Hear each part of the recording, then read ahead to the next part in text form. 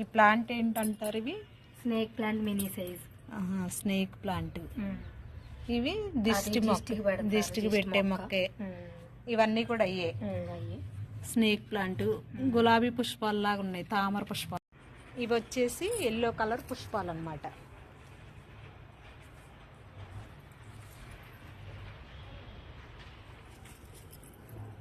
ఇక్కడ చూడండి ఫిష్. ఇవి చిన్న చిన్నవి ఉన్నాయి చూడండి అక్కడ. ఇవి లోటస్. ఇవి వచ్చేసి పొట్టిగా ఉంటాయండి స్నేక్ ప్లాంట్. నేను ఎప్పుడు చూడలే, ఇప్పుడు చూడటమే.